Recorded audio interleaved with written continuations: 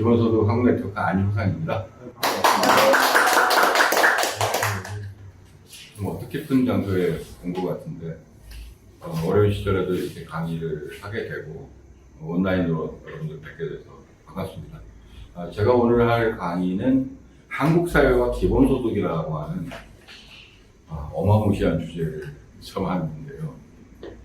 지난번 앞부분에서 기본소득이라는 게 도대체 뭐고 기본소득이 어떻게 구상했는가 뭐 이런 말씀들을 이제 나눴을 것 같은데 이게 강의가 이제 따로따로 하다 보니까 저는 앞부분에서 그거를 아주 이제 잠깐 이제 말씀드리고 환기하는 의미에서 그다음에 이제 한국 사회가 도대체 뭐냐. 근데 이거는 특별한 정론이 있는 것도 아니고 사실은 많은 분들의 이야기를 좀 들었으면 훨씬 더 좋았었을 텐데 제가 생각하기에 현재 한국 사회가 어떤 모습인가. 물론 그거는 이제 어떤 역사를 거쳐왔길래 도대체 오늘날 우리가 이 모양으로 살고 있을까? 뭐 이런 얘기를 해보고 그 속에서 우리에게 어떤 것이 필요할까? 물론 저는 그 중에 하나가 기본소득이라고 생각을 하지만 뭐 언제나 기본소득 이야기할 때 들어보셨겠지만 기본소득으로 뭐가 다 된다 이렇게 말씀하시는 분은 아무도 없죠. 여러 가지 것들이 어울렸을 때 우리가 생각하는 좀 더 나은 삶, 뭐 그 나은 삶이 도대체 뭐냐가 이제 사람들마다 좀 다르겠지만 이런 것들을 찾아갈 수 있다고 생각이 듭니다.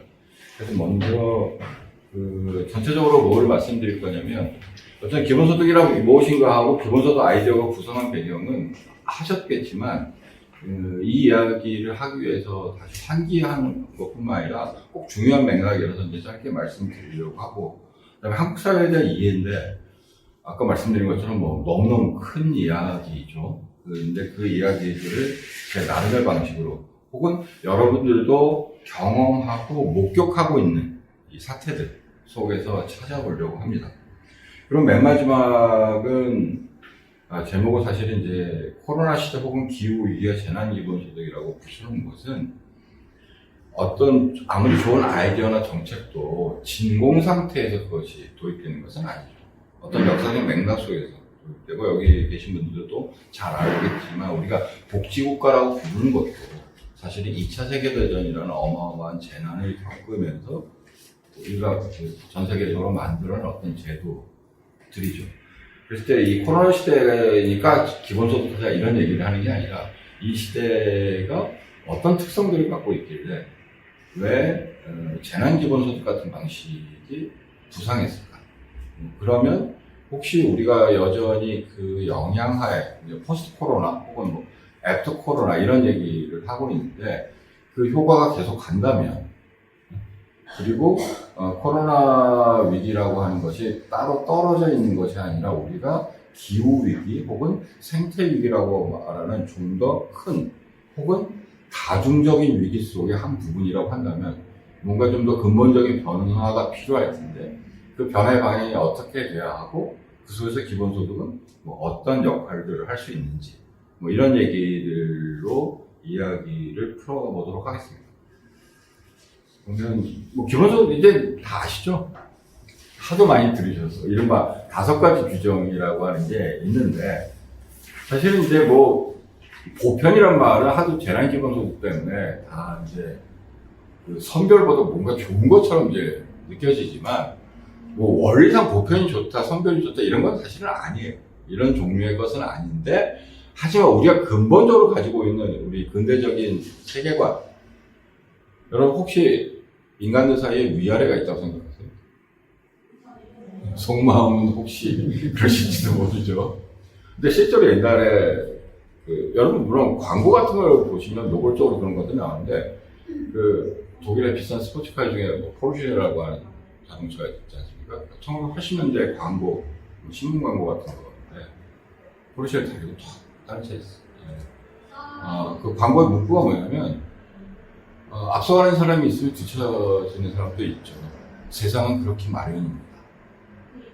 뭐 물론 그 광고가 겨냥하는 것은 너는 이제 잘난 사람이고 부자이고 앞서가는 사람이 포르쉐를 타라라고 하지만 이게 이제 흔히 말하는 이제 매우 보수적인 세계관이죠. 근데 인간들이 평등하다 이렇게 생각한 거는 그렇게 오래되지는 않았다는 건 아시죠? 한국에서 가장 가까운 거로는 임꺽정 정도 될까요? 왕후장상의 시가 따로 있냐 뭐 이렇게 얘기한 정도까지 돼야 되는데, 근데 어쨌든 오늘날 우리는 그렇게 살고 있죠. 그래서 모두가 평등하고 자유롭다. 그랬을 때 이 보편이란 말이 갖는 강렬한 어떤 호소력이 있죠. 우리가 모두가 어쨌든 동등하게 누려야 되는 어떤 것이 있다라는 의미에서. 근데 그런 의미에서 보면 보편성은 도리어 쉽게 사실은 받아들일 수 있는데, 제일 까다로운 게 이제 무조건성이에요. 이게 제일 까다로운 문제인데, 왜냐하면 여러분들은 어쨌든 자기가 뭔가를 주고 받았다 이렇게 생각하시죠.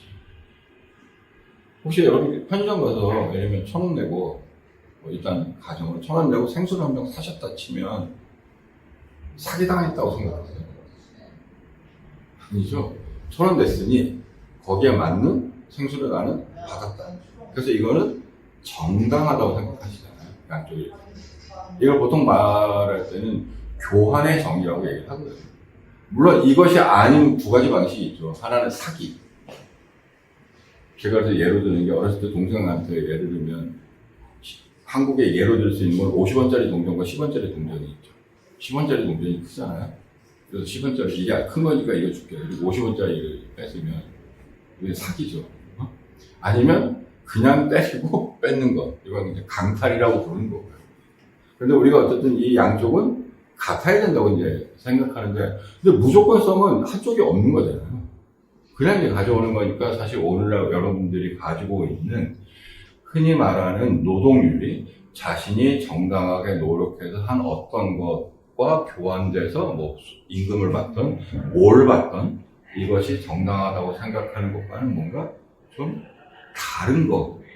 물론 아예 받아들이지 못하시는 분들도 있고, 그냥 좀 다른 거네 이렇게 생각하실 분도 있는데, 그 부분에 대해서는 요 마지막에 어쨌든 말씀.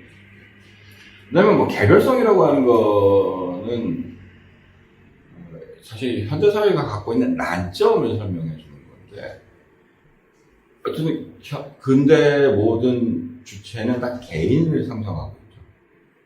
여러분, 아버지가 잘못했다고 해서 아들이 대신 처벌받지 않잖아요. 여러분, 어쨌든 근대로 오면서 가장 중요한 원리 중에 하나가 연좌제가 폐지됐다. 이런 거고, 그래서 다 그 개인은 남과 같지 않은, 하지만 자기에게는 통합되는 하나 이렇게 돼. 이것으로 간주하고 있고, 그래서 여러분 법적으로나 정치적으로는 그렇게 행사하죠. 투표할 때, 우리 아들 것까지, 내 친구 것까지 대신 해줄게, 이럴 수는 없잖아요. 물론, 까다로운 조건하에 위임이라는 이제 절차가 있긴 하지만, 그런데 현실에서 우리들의 삶은 어떠냐? 현실에서 우리들의 인간들의 삶은 우리가 보통 가구 혹은 가족이라고 불리는 곳 속에서 태어나고 살고 이런 경우들이 많이 있어요. 하늘에서 떨어지신 분도 있어요. 뚝 떨어지고. 물론 이제 알을 깨고 나왔다든지 뭐 이런 신화가 있지만, 어쨌든 인간의 조건 중에 하나이죠. 어쨌든 태어나서 하고, 그 다음에 실질적으로 가구 단위를 형성하고 살고 있어요. 물론 그래서 아주 근본적인 질문이 있죠. 1인 가구라는 게 도대체 뭘까? 혹시 그런 1인 가구가 지금 제일 많은 가구 형태 중에 4인 가구가, 한국 사회에서 지금 1인 가구, 4인 가구가 비슷비슷하게 거의 4분의 1씩 차지하고 있다는 통계가 있는데, 과연 1인 가구는 가구인가? 그냥 혼자 살고 있는 거지. 예를 들면 이런 식의 의문을 할 수도 있는데, 이게 어쨌든 인간의 조건이에요. 그러니까 근대 사회에서는 개인을 주체로 했는데 하늘에서 뚝 떨어지는 인간은 성이고, 그래서 어쨌든 생물학적이건 사회적으로 가족 속에서 자라죠. 그리고 일정한 단위로 형성되어서 있고, 그래서 실제 현대 사회의 복지라고 하는 것은 많은 경우에 가구를 기준으로 하고 있다는 것은, 이건 뭐 긴급 재난지원금 속에서 다 이제 여러분들이 평소에 그런 것 복지하고 거리가 있었다 하더라도 사람들이 다 이제 알게 된 이제 사태가 됐고, 그러니까 당연히 거기에서는 이른바 효율성이라고 하는 것도 아니죠. 예를 들면 지난번 줄 때도 1인은 40인데 왜 4인은 100인가? 그리고 5인도 100이라고 하고, 뭐 이런 이제 계산 이렇게 체감되는 계산을 하게 되죠. 왜냐하면 효율성이라고 하는 것이, 그러니까 최적화라고 하는 것이 있으니까 혼자 살 때보다 뭐 둘이 살 때 그 공유해서 아껴지는 부분이 있으니까. 그래서 이제 개별성이라는 것도 원래 근대 사회의 원리로 따지면 쉽게 이해할 수 있는 건데 또 현실을 보면 충돌하는 지점이 있는 어떤 거라는 걸 말씀드립니다. 왜냐면 정기성이야 뭐 너무 당연한 거고, 이 정기성의 기준이라고 하는 것은 뭐 우리들의 일상이죠. 여러분들이 가지고 있는 정기성은 어느 정도 되시나요? 코로나 시대가 돼가지고 갑자기 이 정기성이 무너진 것 같은 느낌이 들지만 우리는 보통 일주일이나 뭐 한 달 이런 정도를 경제적인 어쨌든 이제 주기로 많이 보죠. 물론 이제 1년에 한 번씩 뭐 받는 것도 있긴 하지만. 그 다음에 현금으로 지급한다라고 하는 것은 뭐 특히 이제 정치적으로 왼쪽에 계신 분들은 이 부분을 굉장히 까다롭게 생각하는데, 예를 들면 이제 자본주의를 넘어서자 이런 식의 입장에서 볼 때 그럼 자본주의가 도대체 어떻게 기능하느냐? 아, 자본주의는 시장을 통해서 기능하지 않느냐? 여러분들 다 아신 것처럼 시장 경쟁에서 누군가는 승자가 되고 누군가는 패자가 되는 이런 과정이 반복되는 속에서 미래가 벌어진다. 이런 것을 우리가 역사적으로 이제 알고 있는 상태이고, 그래서 시장, 그리고 그 시장이라는 거는 화폐라고 하는, 돈이라고 하는 이제 매개로 움직이고 있고, 그래서 우리는 그것을 시장화폐 경제라고 부르죠. 그래서 미래 사회는 이런 거가 없어져야 되는 거 아니야? 예를 들면 이렇게 보는 관점에서 보면 기본소득은 뭔가 좀 더 개량적인 거 아니야? 이렇게 이제 생각할 수 있는데, 이게 이제 최근 이제 몇십 년 사이에 이제 논의죠. 시장이 도대체 뭐냐? 저기 시장과 자본주의는 등치시킬 수 있는 거예요. 뭐 이런 논은 어쨌든 크게 보면 두 가지 입장이 있습니다. 하나는 아예 이제 자본주의와 시장을 사실상 등치시키는 입장이고, 시장과 자본주의는 사실은 다른 거다. 왜냐하면 자본주의 이전에도 우리가 시장이 있었고, 우리가 제가 처음에 말씀드린 것처럼 교환이 어쨌든 이루어진 어떤 장이다. 뭐 이렇게 본다면, 그리고 뭐 이렇게 생각할 수도 있죠. 아무리 미래사회가 된다 하더라도 한 개인이나 한 소규모 집단이 이른바 자급자족을 다 하지 않는 이상 뭔가 교환이라고 하는 것들이 필요할 테고, 그 교환이라고 하면 그래서 우리는 그것을 시장이라고 부를 수밖에 없는데, 근데 이제 여기서 이제 현금 지급이 강조되는 것은 그런 맥락도 있지만 이 현대 복지국가의 맥락에서 개인이 자신이 필요한 것을 선택해서 할 수 있다는, 여러분 이것과 대비되는 게 뭡니까? 현물 지급. 뭐 현물 지급의 가장 대표적인 예는 과거의 사회주의 국가에서의 배급 방식이 있을 수 있고, 뭐 예를 들면 지금도 자본주의 국가에서도 군대에는 배급을 하죠. 물론 사제품을 사서 쓰는 경우도 있지만, 뭐 1년에 뭐 군복은 몇 벌, 속옷, 양말, 딱 예를 들면. 근데 이거를 과거에 사회주의 국가가 그걸 제대로 했다라고 말하기는 어려운데 그렇게 해보려고 했었죠. 그래서 가장 이제 극단적인 케이스가 1930년대에 처음으로 나일론 스타킹이 개발돼서 그게 선풍적인 인기가 끌었다는 것은 아마 과거에 사진 같은 게 보신 있을지 모르겠어요. 스타킹 사려고 사람들 쫙 줄 서 있고, 그래서 소련에서도 그걸 하기 위해서 중앙부처의 스타킹 부서를 따로 만들어서 이걸 어떻게 공급할 것이냐, 국민들에게 뭐 이런 것들을 이제 고민했다고 하는데, 그래서 현물지급은 이제 그런 방식이 있고, 요것과 좀 유사하지만 좀 다르게 바우처라는 게 있죠. 특정한 용도에서만 쓸 수 있는 것. 약간의 선택은 있죠. 삼각김밥을 먹을 거냐? 예를 들면 컵라면을 먹을 거냐? 예를 들면 이럴 수도 있고, 그 다음에 뭐 영화를 볼 거냐? 뭐 연극을 볼 거냐? 이런 식의 뭐 문화바우처, 뭐 이제 한국에서도 워낙 표현이 익숙해졌는데, 근데 그럼에도 약간의 선택의 자유는 있지만, 그럼에도 불구하고 특정한 용도로 제한되어 있는, 뭐 이것과 염두에 둔 거고, 이거는 이른바 기존의 복지국가의 관료제가 갖고 있는 문제점. 그 개인의 필요성은 사실은 그 개인이 가장 잘 알 수 있다.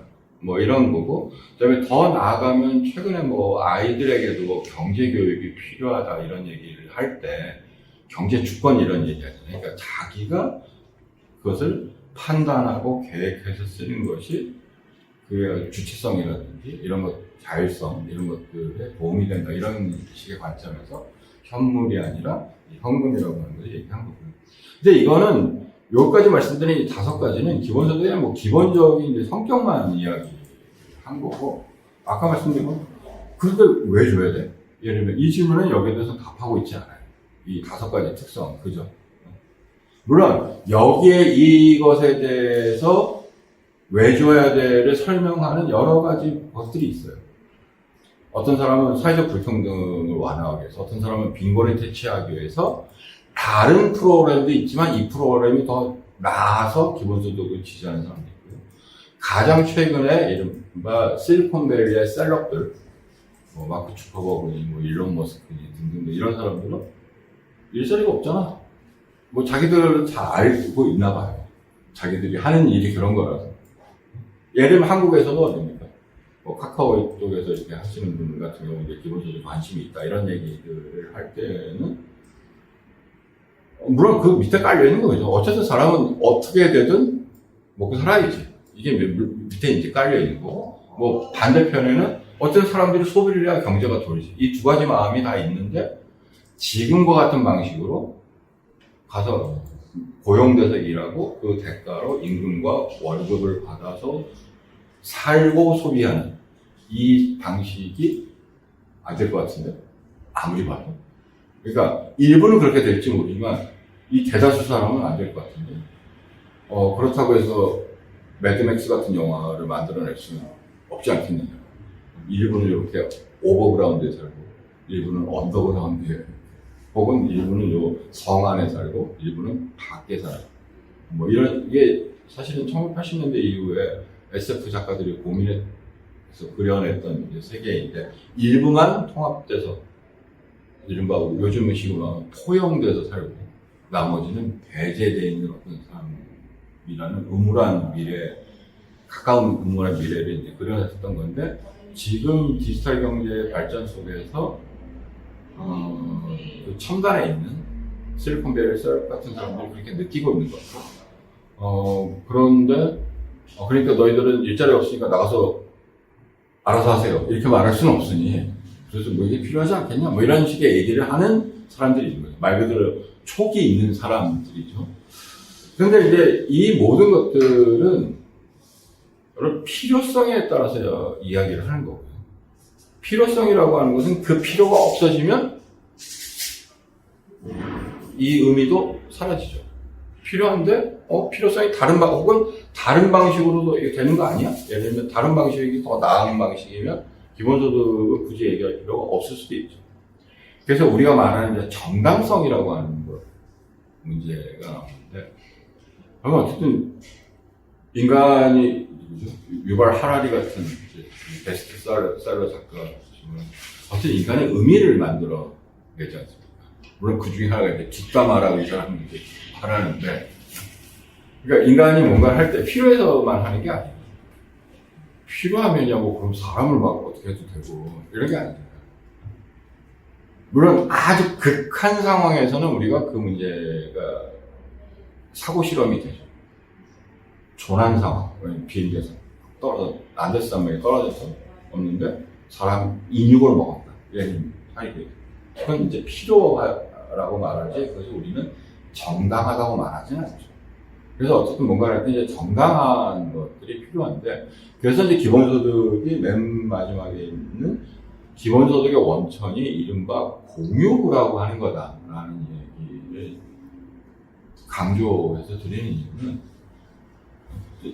여기 계신 분들도 그렇고 이 근대사회에서 노동이 부의 아버지이긴 맞죠. 어쨌든 인간이 뭔가를, 뭐 노동이 뭐냐는 여기서 길게 얘기할 필요는 없죠. 그냥 인간이 갖고 있는 지적, 이 신체적 능력을 통해서 외부 대상을 뭔가 변화시켜서 만든 어떤 행위죠. 그런데 그것만 있으면 뭔가 만들어진다. 공중에서 막 간다.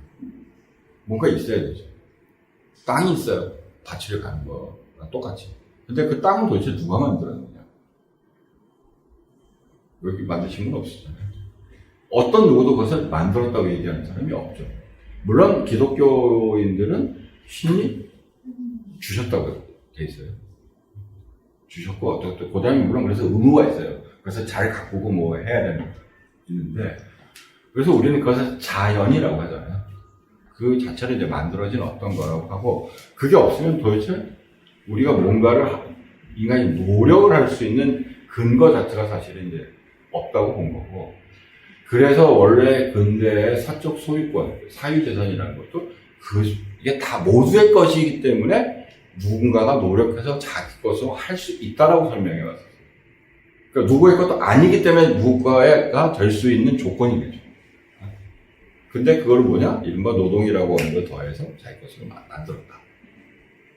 이게 이제 이른바 영국의 유명한 이제 존 로크라는 사람이 생각해낸 건데 그 사람이 계산한, 이건 어차피 계산이 아니고 추정인데 아마 90%는 인간의 노력일 거고 나머지 10%, 왜냐면 하나도 없다고 말할 수는 없으니까. 물론 세계 뒤에 가서는 인간이 한 게 99일 거야. 막 이런 얘기를 했어요.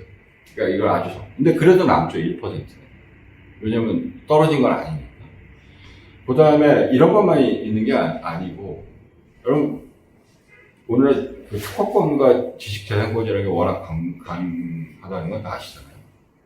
근데 여러분, 아라비아 숫자라고 우리 부르잖아요. 0을 인도 사람들이 발견했다고 하고, 0이라는 개념. 왜냐면 그게 아라비아 사람들이 그걸 갖고 아라비아 숫자를 만들어냈는데, 여러분, 아라비아 숫자 쓸 때마다 혹시 지적재산권을 내시나요? 그거 어떻게? 아랍 사람들은 석이 없어서 부자 됐겠네. 이거 뭐라고 부릅니까? 인류 공동의 유산 혹은 지식 이렇게 말을 하죠. 그렇다고 물론 또 아라비아 사람들이라고 해서 그럼 아라비아 사람 중에 누구가 만들었다. 그래서 그 집안 대대로 그 지적 재산권을 가진다 이렇게 말하지 않잖아요. 물론 이거를 가장 잘 표현해 준 사람이 아이작 뉴턴이에요. 여러분 그 사람이 위대한 어쨌든 과학자잖아요. 만유인력의 법칙 등등을 발견하고. 근데 그 사람이 뭐라고 얘기했냐면 자기는 앞선 사람들이라는 인류라는 거인의 어깨 위에 올라탄 사람이다 이렇게. 앞선 사람들이 이걸 해놓은 거에 있기 때문에 자기가 살짝 거기에다가 이렇게 살짝 하나 더한 거고. 물론 우리는 또 그 사람의 어깨를 딛고 또 더하고 이게 우리가 이제 말하는 인간의 지식의 발전이라고 이제 말하는 거고. 그래서 이거는 누구의 것도 사실은 공동의 이제 유산이라고 하죠. 근데 이게 과거의 공동의 유산만 그런 게 아니라 우리가 이제 사회적 관계 속에서 그런데, 예를 들면 이제 여기 땅값 비싸죠. 여기는 땅값이 비쌀 거고, 저 시골의 땅값은 싸죠. 근데 소유권에서는 그것 때문에 여기 있는 사람은 이득을 많이 보고, 누구는 그렇지 않은데, 그게 그 개인이 잘하고 잘못해서 그런 건 아니죠. 사실 많은 사람들이 여기 도시라고 하는 것은 많은 사람들이 모이고 이용하고 하면서 어떤 그 가치라고 하는 것이 증대되죠. 우리가 역세권 이렇게 부르는 이유가 여기에 뭔가 모여서 같이 모여서 뭐 장사를 하든 사람들이 놀러 오든 거기서 사업을 하든 여러 가지가 어울려서 이루어지는 거고.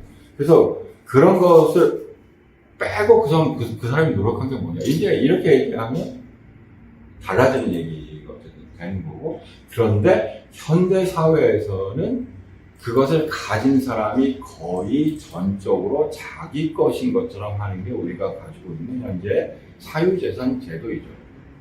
그래서 그 노벨상 원래 이제 인공지능의 아버지라고도 부르고 한 허버트 사이먼이라는 노벨 경제학상 수상자는 로크 얘기를 완전히 뒤집어서 그가 노력한 건 아마 10%밖에 안 될 거다. 사실은 90%는 주어진 거거나 환경이거나 해서 만들어질 거다. 그래서 그는 90%까지 소득세를 매길 수 있다고 얘기했어요. 어마어마한 얘기인데, 그래서 90%는 좀 심하니까, 70% 정도로 해줄게.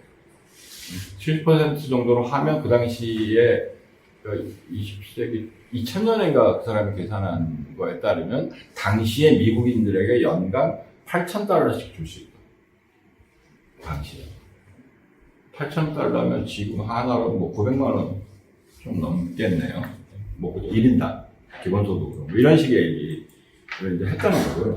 그래서 기본소득이라고 하는 게 두 가지 조건이 있어요. 하나는 모두의 것, 이게 주어진 것이건 같이 만든 것이건 영향을 미친 거 모두의 것인데 특정하게 누구에게 귀속시킬 수 없는 거.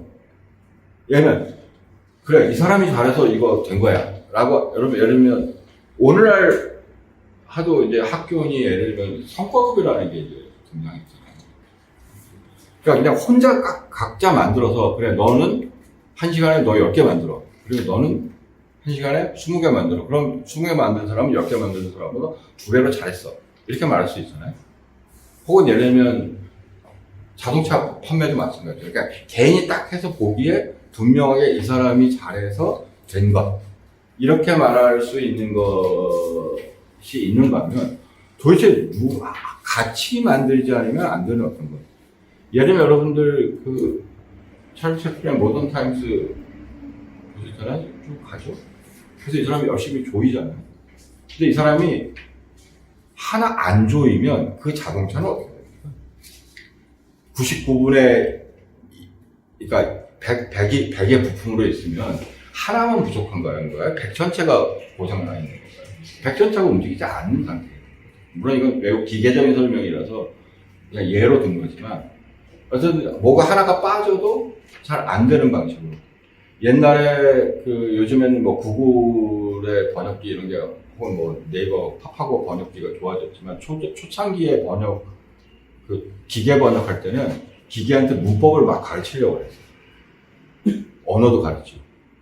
그래서 번역을 했더니 번역률 95%뭐 이런 정도 나왔는데 그럼 번역률 95%가 95%를 쓸만하다는 게 아니라 모든 번역에서 5%씩 오류가 난다는 거예요. 그럼 이걸 다 더하면 어떻게 됩니까? 거의 못 쓰는 번역이 되는. 그러니까 이게 어쨌든 인간의 삶의 이 상호관계, 상호성 이런 것들이 원래 한 사회도 그렇고 근데 오늘날 글로벌한 사회에서는 이게 훨씬 더 심해진 사회가 됐죠. 뭐 이런 맥락에서 기본소득이 이게 뭐 원천, 정당성 그런데 현실에서는 그것을 일부 사람들이 다 가지고 있는 거고. 그리고 여기 어떤 뭐 노동운동 관련 있으니까 실제 근대사회에서는 그럼 뭐가 문제가 되겠냐? 아까 말씀드린 로크 얘기는 자기가 노동해서 자기 거야. 이건 여러분 정당하다고 생각하시죠? 근데 자본주의 사회는 어떻게 돼요? 자기 노동이 아니라 이 자본이라는 힘이 타인의 노동에 기초해서 뭔가를 얻어내는 행위. 그래서 이게 복잡하게 가면 무슨 잉여 가치니 이런 얘기들이 쭉 나오는 거잖아요. 그리고 그래서 이게 얼만큼이 이게 정당한 거냐, 얼만큼이 정당한 거냐를 둘러싸고 지난 200년 사이에 노동운동이 싸웠던 것 중에 하나죠. 근본적으로 정당하지 않다고 보는 사람은 이런 소유 체제를 완전히 없애야 된다고 생각하는 게 있었고, 근데 20세기 들어와서 일부는 그렇다 하더라도 우리가 자기가 만든 몫에 정당한 몫을 찾아야겠다라고 하는 이런 노력이 또 한편에 있어요. 이 두 가지가 흔히 말하는 전 세계적으로 노동자 운동의 주요한 어쨌든 흐름이었다가 물론 이제 전자는 별로 이제 많이 없어졌죠. 이걸 근본적으로 바꾸자. 도리어 어쨌든 이 안에서 최대한 자신의 정당한 몫이라고 하는 것을 어쨌든 찾아내자.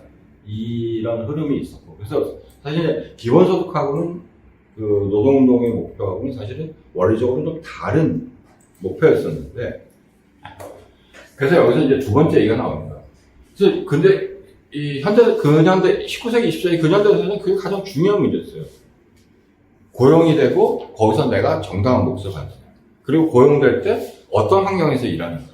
이게 중요한 문제죠. 우리가 보통 노동 문제라고 하는 게 현대사회의 가장 중요한 문제일 수밖에 없었던 이유죠. 그런데 문제가 되는 거는 최근에 도대체 그럼 그거 잘하면 되지. 예를 들면 그걸 더 잘하는 방식으로 문제를 풀면 왜 안 될까?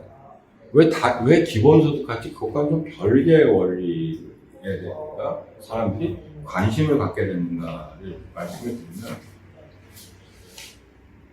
지난 수십 년간 뭐 사회 양극화가 심해졌다는 것은 이건 거의 무슨 스캔들. 그 매년 1월에 미국 영국에 있는 그 자선단체인 옥스팜이라고 하는 곳에서 그 사회적 지구적 불평등 도를 하면서 전 지구적인 부의 절반을 몇 명이 갖고 있는 거예요.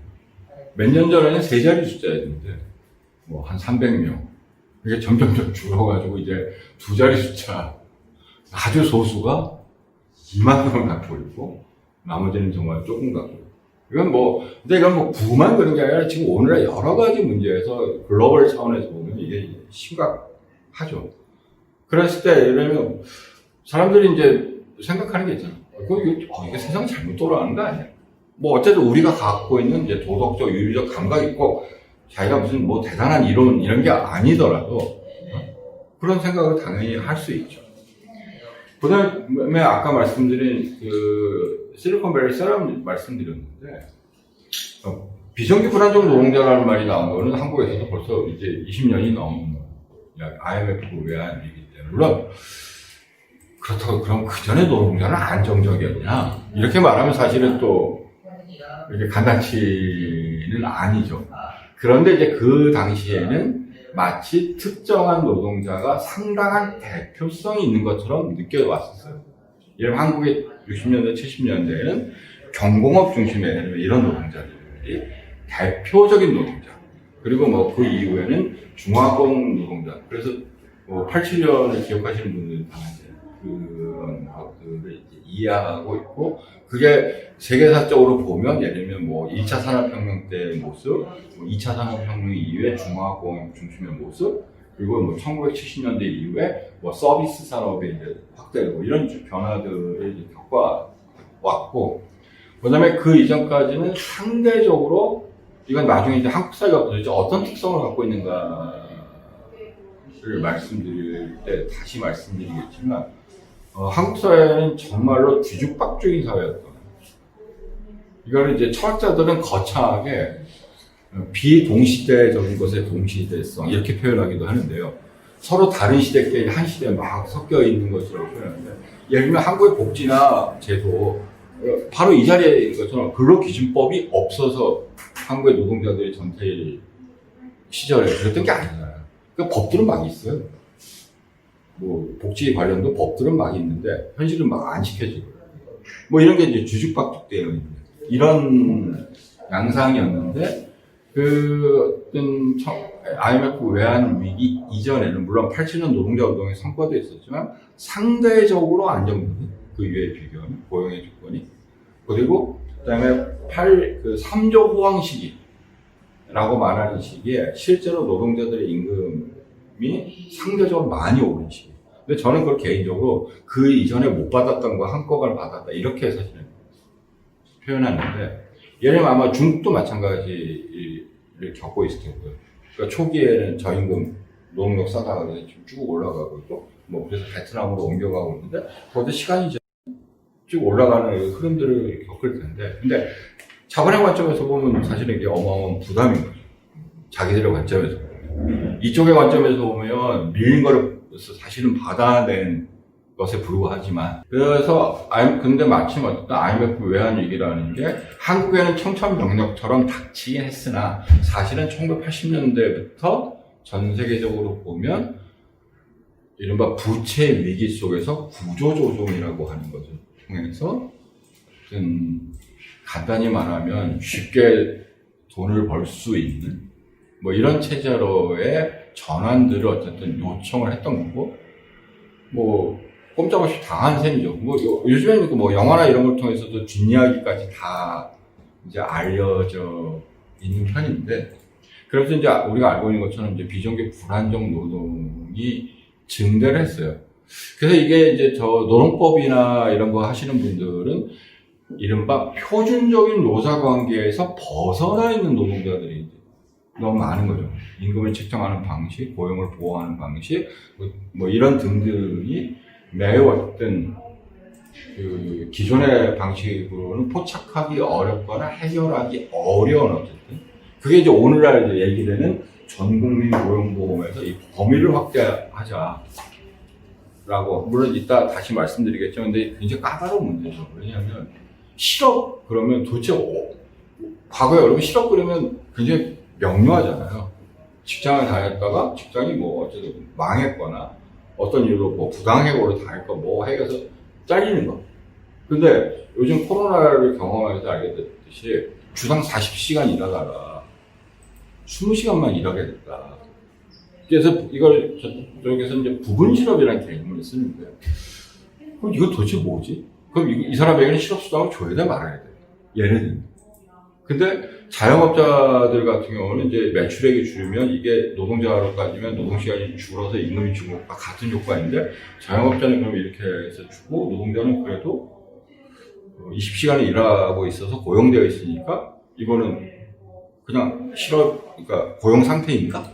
뭐 이런 여러 가지 어쨌든 질문들을 할 수 있고, 근데 무엇보다 한국에서는 사실 이 비정규직 노동자가 문제가 됐던 것은 워낙 임금이 낮아. 그러니까 예를 들면 네덜란드나 이런 나라 같은 경우는 도리어 비정규직인 경우에는 시간당 임금을 더 높이 해주는 경우들이 있어요. 계약 단기 기간이니까. 근데 한국은 도리어 비정규직이 노동 비용을 줄이는 용도로, 그러니까 필요해서, 그러니까 노동의, 그러니까 고용 형태나 이런 것 때문에 필요한 게 아니라 그냥 임금을 줄이기 위해서 많이 도입한 양상이기 때문에 한국에서는 그런 모습으로 어쨌든 나타났고, 그래서 이게 흔히 말하는 사회 양극화, 뭐 빈곤 문제랑 사실은 겹쳐져 있는 문제가 되었죠. 그 다음에 이제 기후변화하고 생태위기 문제가 있는데, 이제 한국에서는, 여러분 한국이 기후 악당 국가인 건 아시죠? 하도 많이 그런 얘기 이제 들었는데, 사실 서구에서 기본소득이 얘기된 것 중에 하나는 1980년대부터 이 녹색 계열의 사람들이 기본소득을 많이 지지하게 되었었어요. 이건, 그러니까, 이른바 성장신화라는 거 아시잖아요. 그러니까 땡땡땡 성장, 땡땡땡. 그래서 과거에 이명박 정부 때는 녹색 성장, 박근혜 정부 때는 뭐 창조 혁신 성장, 지금은 뭐 포용 성장. 어쨌든 이제 성장이라고 하는 것으로 하고, 우리는 이것을 GDP의 증가로 어쨌든 계산을 하는데, 우리가 이제 지금 노동이라고 말하지만, 여기서 노동이라고 말할 땐 다 고용노동이라고 하는 걸 아시는 거죠. 제가 지금 텃밭에서 일하고 이런 얘기를 하는 게 전혀 아니고, 어쨌든 누군가에게 고용돼서 일을 하고 돈을 받는 이런 것들을 이제 이야기하는데, 이런 성장주의가 사실은 1945년 이후의 모습이라고 하는 것은 성장과 고용이 어쨌든 긴밀하게 결합돼서 돌아갑니다. 고용을 늘리기 위해서 성장을 합니다. 이게 이제 여러분들이 알고 계신 파이를 키워야 된다라는 어쨌든 논리이고, 이 생태학 쪽에서는 그래서 1945년에 거대한 가속이 일어났다 이런 얘기를 해요. 이 물질적인 이 소비가 어마어마하게 늘어나고, 우리가 알고 있는 대표적인 게 온실가스 배출량이 그러니까 그 이전에 산업혁명부터 증가하기 시작했는데 이렇게 늘어나고, 그래서 기본소득을 지지하는 사람들 중에 일부는 고용과 어쨌든 소득의 고리를 끊어내지 않으면 계속 일자리를 늘리는 방식으로 경제를 운영할 테고, 그거는 우리가 알고 있는 생태적 한계에 어쨌든 직면할 거다. 지구는 하나뿐인데 이렇게 계속 사는 것은, 여러분도 생각해 보시면 알 거예요. 지금 저도 갑자기 숫자가 생각이 안 나면 지구상에 한국의 자동차가 2천만 대는 넘죠. 과거를 생각해보면 어마어마한 숫자잖아요. 근데 여러분 중국을 한번 생각해 보시죠. 중국의 13억, 그 기준을 따면 중국에 최소한 6, 7억 대는 굴러다녀야 돼요. 뭐 서 있기도 하고 굴러다니기도 하고. 그럼 지구상으로 따지면 35억 대 정도, 35억 대를 만드는 물질적인 자원, 그 필요한 도로, 쓰는 연료, 물론 지금 전기차의 전환이 이야기되고 있지만, 이게 아무리, 그러니까 물론 여기서 이제 두 가지 입장이 물론 있습니다. 기술의 혁신을 통해서 이렇게 가능하다고 보는 사람들이 있고, 저는 좀 그렇게, 아무리 그래도 인간이 이 물리적 한계라는 게 있는 거 아닐까? 아무리 작게 만들어도, 예를 들면 그러니까 여러분들이 배우신 자연과학적인 지식에서의 이 물리적 한계 있잖아요. 여러 가지가 있죠. 뭐 인간이 동시에 두 장소에 있을 수, 예를 들면 무슨 시간 여행 이런 거 얘기할 때 극복할 수 없는 물리적 한계라는 게 있는데, 물리량이라는 것도 그런 거 아닐까? 뭐 이런 생각이 어쨌든 드는데, 그래서 이런 관점에서 기본소득을 주면 사람들이 애써서 물질적 생산 이런 데 하지 않고, 이거는 그 프랑스의 철학자인 앙드레 보르츠라는 사람이 쓴 표현인데, 좀 더 자율적인 영역에서의 활동 이런 것들을 좀 하지 않겠는가. 근데 코로나 때문에 우리가 사실은 이걸 좀 경험해 본 거죠. 그 3월 초에 나왔던 나사에서 찍은 사진, 이 공기가 갑자기 깨끗해진 거 있잖아요. 그리고 사람들마다 물론 일을 못해서 돈을 못 벌어서 이거 문제지만, 만약 그 조건에서 소득은 보장돼 있었다면 사람들은 어떻게 했을까? 그러니까 뭐 록다운이나 셧다운 어쨌든 혹은 사회적 거리두기 상태 있잖아요. 이 상태에서 그냥 돈이 있었다. 뭐 그 사람만큼 어느 정도는. 그럼 사람들이 어떻게 행동했을까?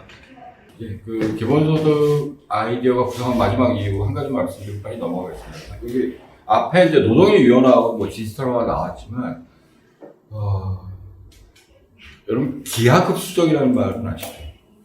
1이 2가 되고 2가 4가 되고 4가 8이 되면, 그래서 이론식 받는, 매달 이론식, 하루에 이론식 해가지고 옛날에 유명한 장인이 뭔가를 왕한테 만들어줬는데, 뭐 요즘식으로 말하면 100억을 받겠냐 했더니 그게 아니라 이론식 주십시오. 이론식 얼마를 주십시오. 그러니까 뭐 나중에 어마어마한 액수가 돼가지고 왕이 그 사람을 죽여버렸던 뭐 이런 전설 같은 이야기가 있는데, 그리고 우리가 그 코로나 때문에 경험하고 계신 거잖아요. 코로나의 이른바 재생산 기술, 한 사람이 옮길 수 있는 게 뭐 2명이 넘는 것으로 현재까지는 남아있고, 근데 딱 그게 지수죠. 한 명이 2명 옮기면 2명이 4명 옮길 거고, 그러면 뭐. 그래서 이걸 이제 100명이 뭐 많은 숫자냐, 100명 자체만 보면 그렇게 많은 숫자가 아니지만, 이들이 했을 때 확 늘어나는. 근데 이게 이제 우리한테 실감나게 된 이유 중에 하나는 반도체 기술, 디지털 기술의 발전이, 이른바 무어의 법칙, 뭐 18개월에서 24개월마다 그 컴퓨터 처리 용량이 2배로 늘어난다. 근데 누가 그걸 계산해 보니까, 예를 들면 그 폭스바겐 자동차 있지 않습니까? 옛날 히틀러 때 만들어진 딱정벌레 자동차가 만약 그 반도체 기술 속도로 진화했다면 아마 시간당 70년대 계산한 건데 시간당 30만 마일의 속도로 달려야 되고, 예를 들면 기름은 요만큼밖에 안 들고 뭐 이런 것으로 발전했을 거다. 그러니까 비교를 그렇게 하더라고. 반도체 기술을 발전하고 우리가 갖고 있는 제조업 기술의 속도 차이가 있는데, 이 디지털 기술이 무서운 게 그거죠. 그러니까 정말 엊그제 같은 속도인데 쭉쭉쭉 발전해온 변화 속에서 더 나아가서 이제 인공지능이라고 하는, 우리가 이제 공포스럽게까지 생각하는 이런 변화가 있는데, 물론 현재까지 인공지능은, 물론 한국은 이제 2016년에 이제 이세돌 구단이 알파고한테 지면서 이제 약간의 충격. 근데 이 가장 큰 충격은 그거죠. 여러분, 기계가 사람보다 힘센 일을 하는 것 같고 여러분 충격받지 않잖아요. 원래 기계 그러려고 만든 거지 뭐 이렇게 생각하잖아요. 크레인으로 이만큼 올리고, 도리어 우리가 놀라는 것은 그런 거 없던 고대의 피라미드를 도대체 어떻게 지었을까를 놀라지, 오늘날 크레인 가지고 고층 빌딩 짓는 거에 놀라지는 않아요. 그거는 유일하게 인간의 중요한 자존심이 이거죠. 인간의 이성과 지성이라고 하는 것이 인간의 어쨌든 고유한 성격이다. 그런데 그것마저 기계가, 이게 이제 근본적인 질문 중에 이제 하나였던 것 같고, 근데 아직까지는 특정한 일을 잘하는 AI는 있지만, 이른바 범용 AI라고 해서 인간처럼 막 알아서 하는, 우리가 SF에서 본 것처럼 막 인간을 공격하고 이제 이런 거는 아직 없는데, 학자들마다 물론 분분하죠. 의견은 분분한데, 뭐 2040년에서 45년 사이에 뭐 그렇게 될 거라고 예상하는 사람들은 있고, 근데 일자리 없어지는 문제가 일자리가 통으로 없어지는 게 아니라는 건 들어보신 적 있죠. 인간의 어떤 특정한 태스크들이 이제 없어지면서 인간의 노동의 조건 자체가 변하고, 그다음에 고용의 조건이 변하고, 그래서 전체적으로 줄어드는 뭐 이런 흐름들을 말하는 거지. 갑자기 뭐 자동차 공장에서 툭 뛰어내서 이렇게 없어지는 것은 이제 아니라고 얘기하는데, 그것조차도 사실은 최근의 발전을 보면 매우 위험하다. 근데 이제 물론 한 가지 있죠. 기계가 좋다고 해서 자본주의 사회에서 기계를 그냥 도입하는 것이 아니라는 것은 또 있어요. 어떤 사회적인, 정치적인 충돌과 갈등 속에서 도입되는 과정들은 있는데, 그랬을 때 여러분들이 여기서 어쨌든 생각들을 해보셔야 되겠죠.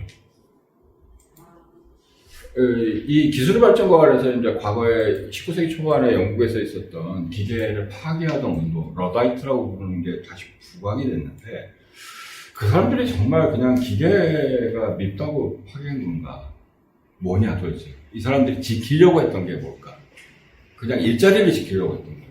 아니면 자신이 고유한 자신의 노동이라고 하는, 아까 말씀드린 꼭 돈 받고 이런 문제가 아니라 자신이 갖고 있는 능력, 어떤 거냐. 물론 현실에서는 결국에는 일자리를 지키는 것처럼 보여졌지만, 그래서 여러분들도 이제 생각을 해보셔야겠죠. 그러니까 기술을 더 만약 발전시킬 수 있다면, 그리고 그것이 모두에게 공평하게 혜택이 돌아갈 수 있다면, 기술 발전을 굳이 막아야 할 일인가? 이런 게 한편에 있고요. 근데 그럼에도 불구하고 여전히 찜찜한 것은, 그러면 인간은 현재까지 사는 방식은 고용이 어쨌든 아무리 지금 조건이 나빠지고 어쩌고 해도 이 방식이 주된 방식입니다. 그럼 이걸 어떻게 하냐? 이 두어를 조화시킬 수 있는 거냐? 하여간 이 질문 앞에 어쨌든 우리가 놓여 있는 거고, 여기도 입장이 극단적으로 가야죠. 그래, 잘 됐다. 이 기회에 인간이 힘든 일을 굳이 할 필요가 없이 기계를 하고, 인간은 놀자고 해야 되나요? 놀자. 아니면 고대식으로 여러분 고대 노동은 시민이 하던 일이 아니에요. 노예가 하던 일이죠. 근데 근대 사회에서는 노예를 줄 수는 없잖아요. 어떻게 보면 기계가 인간의 노예가 되는 셈인데, 인간의 삶을 위해서. 근데 이게 아이러니였죠. 왜냐하면 고대 아테네는 그런 노예 노동이 있었기 때문에 시민이 민주주의를 할 수 있었다. 정치에 참여하고 예술하고. 왜냐면 시간이라고 하는 것은 우리가 어쨌든 아까 말씀드린 것 같은 또 하나의 인간의 조건이죠. 아무리 잠을 줄여도 어디까지 줄이실 수 있겠어요. 그것도 한때지. 예를 들면 옛날에 농담삼아 4당 5락 대학 입시에서 4시간 자면 붙고 5시간 자면 떨어진다 이런 얘기도 했지만, 그렇게 자면 인간이 건강하지 않다는 건 다 아시는 이야기입니다. 어쨌든 시간적 한계 속에서 다 노동시간을 줄일 때만, 노동시간은 인간이 어쩔 수 없이 해야 되는 것들을 줄일 때만 나머지 시간, 우리가 보통 자율적 시간이라고 말하는 이런 시간을 확보할 수 있는데, 그래서 이 틈에 그렇게 하는 방향으로 가자. 이걸 이제 가속주의자들이라고 부르는 사람들이 있어요. 기술 발전 다 가속시키자 이런 사람들이 있고, 그게 아니고 그래도 인간이 일을 해야지. 이렇게 생각하는 이게 아직 양극단이에요. 그러니까 우리 이 중간 어디쯤에서 뭐가 결정되거나 길을 갈 가능성이 아직 우리한테 놓여져 있는 거죠. 이게 여기까지가 이제 그 기본소득 아이디어 구상한 이유고, 이제 또 한국사 얘기를 해봐야 되는데, 이건 정말 제가 현재까지 공부하고 느끼고 한 것들을 쭉 정리해 본 건데, 그러니까 우리가 이제 쉽게 알 수 있는 표제로 한번 얘기를 해보죠. 지금 한국 사회가 2016년, 17년의 탄핵 이후에 어쨌든 현재 한국의 정치체제가 이제 성립을 해 있는 셈이고, 그 속에서 우리가 주로 인정하는 게 산업화와 민주화라고 말하는 거죠. 한국 사회가 그런 경험을 했다. 그리고 그 둘을 나름대로 잘했다는 사람이 있고, 근데 이게 정말 두 가지가 잘 된 거냐를 이제 이야기를 찾아보자고 하는 건데요. IMF 외환 위기 이후에, 이건 한국만 그런 것은 아닙니다. 부자 대세 혹시 기억나세요? 그런 광고 문화? 고신용카드의 광고 문화였어요. 그 처음 들었을 때 여기 계신 분들은 연배들이 있으시니까 처음 들었을 때 어떠셨어요? 야, 좋은데? 이러지 않으셨을까요? 여러분, 한국말에 이제 졸부라는 말 있잖아요. 졸부. 제 기억에 1970년대 코미디 프로 같은데 일종의 웃음거리의 대상으로 많이 나와 있고, 그 당시에 이제 강남 개발도 되고 하면서, 예를 들면 그런 거죠. 졸부가 서점에 와가지고 그러니까 집을 새로 멋있게 졌으니 거실에 책도 있고 해야 되잖아요. 서점에 와가지고 여기 한 평 주세요. 뭐 이런 식의 이제 농담을 했다. 어? 이런 식이었는데 이 얘기는 뭐냐면 어쨌든 우리가 아는 것처럼 인간이 돈만으로 살지 않는다. 그러니까 경제가 필요하고 먹고 살기가 필요하지만 아까 말씀드린 것처럼 그게 밑에 있는 거고, 그러니까 꼭 있어야 되지만 밑에 있는 거고, 이런 생각이 있는 거죠. 이게 경제가 어려운 위치죠. 꼭 있어야 되는데 살기 위해서 밑에 있는 거고, 그리고 인간은 거기 위해서 뭔가를 더 다른 것들을 한다. 이런 사고 방식들이 어쨌든 있는 거잖아요. 물론 그게 아주 극단적으로 표현된 것 중에 하나는 과거에 뭐 유교가 지배적인 시절에는 산업공상이라는 식으로 아예 그것을 사회 질서로까지 이제 표현한 적이 있는데, 그런데 갑자기 부자 되세요. 뭐 이게 이제 광고. 근데 한국만 그런 건 아니더라고요. 전 세계적으로 어쨌든 그런 식이 되고, 뭐 부자 아빠, 가난한 아빠, 뭐 그런 책도 유행하기 시작하면서 이 물질 문명이 쭉 발전해 왔는데, 어쨌든 그럼에도 불구하고 그것을 규제하는 힘들이 있어요. 사람의 모름지기 그래도 인간의 도리는 해야 되는지 다른 도덕 이런 거 있었는데, 어떤 지난 20년 사이에 완전히 물질 문명의 우위 사회로 어쨌든 전환이라고 하는 한국 사회가 이제 경험했는데, 그럼 이게 뭘까? 도대체 왜 그럴까? 생각을 해보면 이건 제 가설에 불과한데요. 지난 100년, 이제 100년이 얼마 안 됐지만 이 100년 사이에 혹은 100 몇십 년 사이에 한국 사회가 경험한 바가 있지 않습니까? 식민지, 전쟁, 분단. 그래서 어떻게 보면 기존의 질서가 완전히 흐트러졌죠. 예면 지금의 삼성이라고 하는 자본가 집안이 뭐 오래된 가문이 전혀 아니죠. 완전히 어쨌든 흐트러진 어떤 사회고, 흐트러진 사회가 좋게 말하면 누구에게나 기회가 되고 이럴 수 있는 사회지만, 또 나쁘게 말하면 어떤 준거점도 없는, 심하게 말하면 안 되는 것 빼고 다 해도 되는 사회에 있는 것처럼. 그리고 거의 뭐 지금 최근에 조금 낮았지 모르지만 우리나라 고위공직자와 뭐 국회의원들 인사청문회나 뭐 재산 공개 이렇게 보면 기억나시잖아요. 그 이명박 정부 때 장관들에도 못해서 땅이 많다고 그랬더니 땅을 사랑해서 그렇다고 그래가지고 사람들이 뒤집어진 적이 있는데, 그러니까 뭐라고, 그러니까 좀 부끄러움이 없는 사회, 맹자식으로 말하면. 근데 부끄러움이 없다는 건 그 사람들이 잘못했다가 아니라 사회 전체적으로 어떤 기준도 없는 사회. 이게 어떤 서구의 일부하고는 많이 다른 사회들이고, 사실 지금 정부가 들어서면서 뭘 좀 바로잡겠다고 한 것 중에 하나가 그거였던 것 같아요.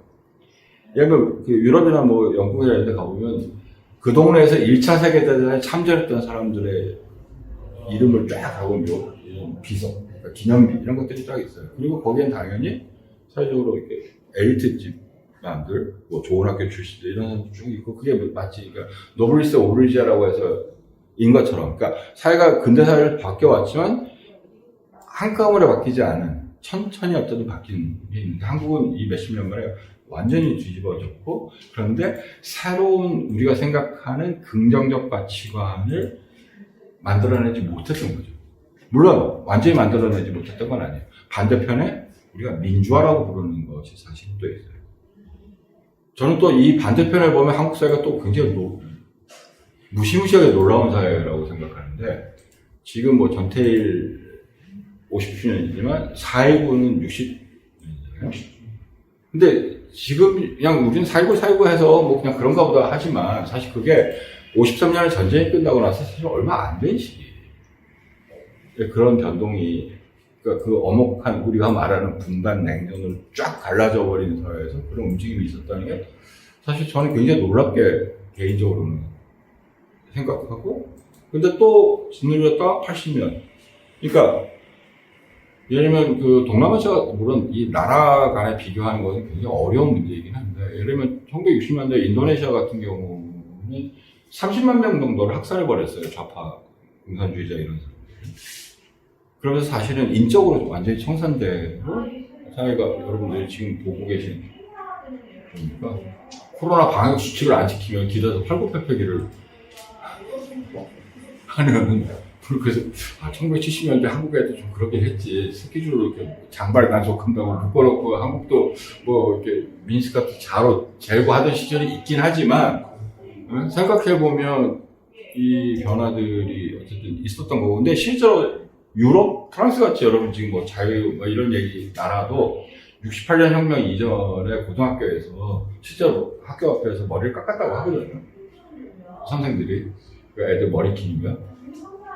그러니까 그런 걸 생각했는데 어쨌든 서구는 좀 더 일찍 바뀐 거고 한국은 좀 더 나중에 우리가 얘기하는 개인의 자유와 뭐 이런 것들을 보장하는 방향으로 어쨌든 바뀌었는데 근데 안 그런 나라들이 여전히 많이 있는 걸 감안하고 그 돌이켜보면 지금이야 과거라서 좀 더 편안한 마음으로 얘기할 수 있겠지만 50년대, 60년대, 뭐 60년대, 70년대, 60, 80년대, 50하고 뭐 이런 그 당시를 돌이켜보면 사실 끔찍한 이런 경험들 속에서 이런 변화들이 있었던 거 보면 한국 민주주의 어쨌든 이거 도대체 뭐라고 표현하기가 어려운 어떤 역동성 혹은 열망 민주주의 이런 게 이제 한편에 있는 것 같아요. 이 두 가지가 어쨌든 다 있는데 어떻게 보면 굉장히 노골적인 물질주의 또 한편에는 이 민주주의에 대한 굉장한 어떤 열망 그런데 이게 어떻게 결합하느냐에 따라서 사실은 이제 한국 사회가 갈 것 같은데 최근에 제가 그냥 보는 예를 들면 20대들이 이야기하는 공정 그 다음에 차별에 찬성한다. 왜냐면 너는 그만큼 했으니까 그만큼만 해야 돼. 예를 들면 뭐 다양한 어쨌든 이 충자 들어가는 말부터 시작해서 여러 가지 이제 이 혐오와 차별 이런 것들을 생각하면 이 민주주의가 그냥 능력주의로 축소되어 있는 것은 아닌가 이런 생각이 들고요. 이게 예를 들면 이렇게 말씀드릴 수 있죠. 80년대 농담 삼아 한 게 서울대 법대 위에 육사 있다 이런 얘기 했었어요. 뭐 그럴듯한 말이긴 하지만 이걸 또 반대편에서 보면 내가 그만큼 대접받아야 되는데 내가 위에 있어야 되는데 총둔놈이 그러니까 머리 좋은 내가 위에 있어야 되는데 총둔 애들이 위에 있다 이런 식으로 오늘날에 오면 해석할 수도 있고 그것을 노골적으로 보여준 게 지금 의사들이 뭡니까? 어떤 의사에게 칭찬받으시겠어요? 그거 있잖아요. 정규 수석한 출신의 의사에게 칭찬 받으시겠어요? 아니면 지방 공공부대 뭐 이런 식의 얘기까지. 그러니까 이 민주화가 가지고 있는 긍정성이 있는데 이것을 순전히 개인의 능력주의로 다 축소시켜버린 것 같은 이런 모습. 이 속에서 도리어 한국이 지금 예를 들면 갑질 같은 거 있잖아요. 이게 갑질이 과연 전근대적인 게 남아있기 때문에 지금 우리가 일어나. 전근대적인 게 청산되지 못해서, 옛날 무슨 이렇게 신분질서, 이런 거, 예를 들면, 공무원들 만나보면 농담삼아 하는 게, 행사는 잘 안 돼도 의전에 실패하면 큰일 난다. 이런 얘기 하고, 뭐, 여러 사건들 속에서 우리가 이제 사건의 전부는 아닐지라도 그런 것들을 이제 많이 보게 되는데, 저는 이게 과거의 것이 그냥 없어져 남아있다기보다는, 뭐 그런 것도 있을 수 있지만, 이 개인의 능력주의로 환원된 이것이 물질 문명과 만나면서 다시 재편되는 어떤 것이 오늘날의 새로운 위계질서, 새로운 신분제, 사실 이런 것들을 만들어낸 것이 아닌가 이런 생각이 들고요. 그래서 이게 이제 말씀드리려고 하는 게 한국 민주주의 역동성과 한계인데, 그러니까 정치적 민주주의, 개인의 권리로만 제한되고 경제, 사회, 문화 전반에 대한 민주주의로 확대되지 않은 게 한편이고요. 또 한편에는 이런 권리가 이 공동체 속에서 보장된다라고 하는 것에 대한 합의가 없는 거죠. 자기가 그러니까 민주주의가 사회 모든 영역으로 확대되어야 되는 게 한편에 있고 또한 이것 자체가 이 전체가 또 하나의 공동체 속에서만 사실은 가능하다라고 하는 이런 건데, 다행히도 이걸 다행이라고 말해야 되겠는지 모르겠으나 다행히도 코로나 때문에 사실은 알게 된 셈이라고 생각하는데요. 그러니까 이거 국가의 재발견, 혹 국가의 귀환 이런 말씀 들어보신 적 있잖아요. 서구에서 국가 강력하게 나서서 뭔가, 물론 이 극단의 중국 케이스가 있죠. 다독 쫙 닫고 건물 지어 그러면 쫙 가서 놀라울 정도로 뭐 경험이, 예를 들면 정말 흔히 말하는 이제 권위주의적인 방식의 강력한 국가의 작동이 있고, 그다음에 서구 사회, 물론 그것도 서구 사회도 뭐 나라마다 어쨌든 차이들이 좀 있으나 제대로 어떤 국가가 자신의 능력을 발휘할 필요가 있을 때 하지 않거나 못하고 있는 상황, 이 모습이 어쨌든 한편에 있습니다. 그래서 이제 K자 들어가는 게 이제 부상한 것이 뭔가 새로운 균형을 만들 수 있는 것 아닌가처럼 눈에는 어쨌든 그렇게 보인 거죠. 서구 사람, 외국 사람들의 눈에는 한편으로 방역도 잘하지만 한편으로, 그러니까 사람들이 거기, 그러니까 두 가지가 다 있는 거죠. 정부의 능력과 이 시민의 협조, 이 사이 어쨌든 묘한 이제 균형 속에서 만들어진 어떤 거. 근데 밑에 까보면 아니라는 게 좀 드러나고 있는데, 대표적인 게 뭐냐면 저는, 아니 정말 그게 방역이 필요하면 문을 닫으라고 해야 되는 거 아니야? 근데 문을 닫으라고 못하는 거죠. 왜냐하면 책임질 수가 없으니까. 사람들 먹고 사니까.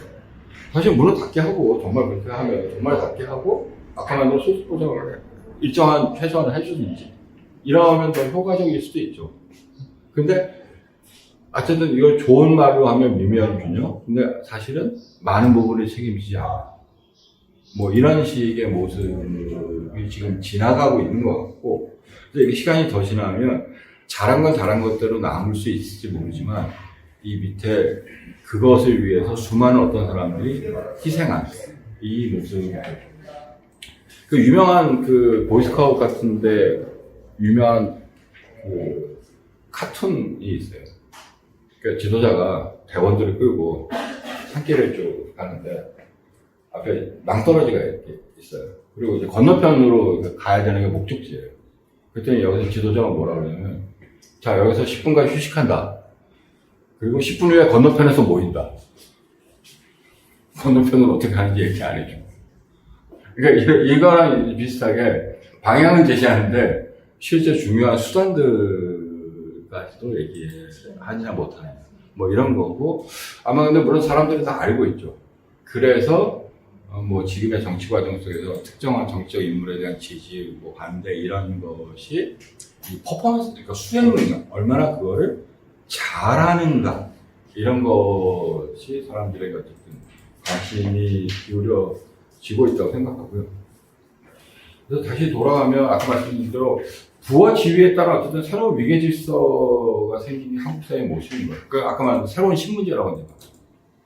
근데 또 반대편에서는 분명히 공정과 정의에 대한 요구가 있어요.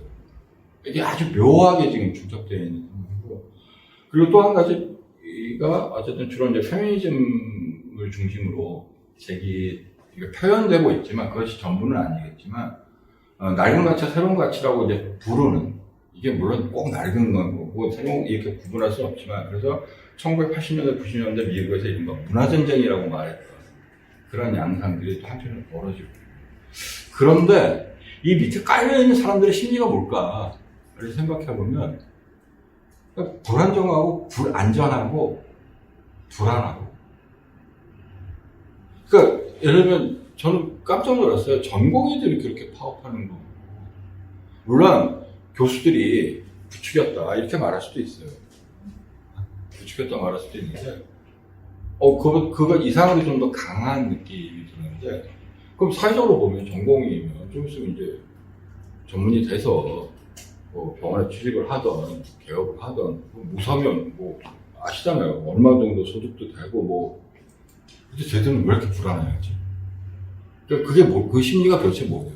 그러니까 아주 일부는 모르겠지만 모든 층에 있는 사람이 각기 다 불안해하고. 그러니까 아까 말씀드린 것처럼 그 어떤 준거점도 없는. 그러니까 뭔가 준거가 있어야. 그래서 내가 힘들지만 이걸 한다고 또 될 수 있고. 내가 힘들지만 그래도 이걸 한다. 또 될 수 있고, 이거 힘드니까 나 안 해. 또 그렇게 돼도 어떤 준거점이 있을 때만 사실은 이게 비춰서는 어떤 준거점도 없는 불안. 네, 이게 오늘날의 한국 사람들의 모습 아닌가 싶어요. 그래서 이제 마지막에 어떤 코로나 사태 시대에 새로운 사회적 합의인데, 여러분들 새로운 사회적 합의가 필요하다는 얘기를 많이 요면 한국에서도 뭐 새로운 사회 현장이 필요하다 이런 얘기들을 많이 했어요. 그러니까 말 그대로 뭐 헌장이 뭐냐, 헌장은 말 그대로 헌법 같은 거죠. 그러니까 새로운 어쨌든 시대의 기준점을 어쨌든 만들어보자라고 하는 거고, 이 이야기는 뭐냐면 민주공화국이로부터 시작해서 모든 주권은 국민으로부터 나오다 큰 가치를 공연하고 있는데, 그것의 실제 작동은 뭔가 현실하고는 많이 괴리가 되어 있다. 헌법이 그렇게 있어요. 여러 가지 법률이 그 헌법하에 만들어졌다고 이야기하는 법률이 됐건 어떤 것들이 그 헌법적 가치를 사실은 만족시키지 못하고 있고, 헌법적 가치를 만족시키는 게 중요한 문제가 아니라 그래서 사람들이 사는 게 너무 힘들다.